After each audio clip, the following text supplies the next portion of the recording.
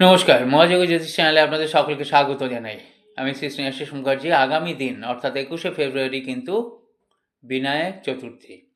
অর্থাৎ আপনারা কি করবেন? যারা সুখ, শান্তি, অর্থনৈতিক দিক দিয়ে যারা ঠিক অতটা আসছে না জীবনে, সুখী, সচ্ছল, সুস্থ জীবন পাচ্ছেন না, তারা কি করবেন?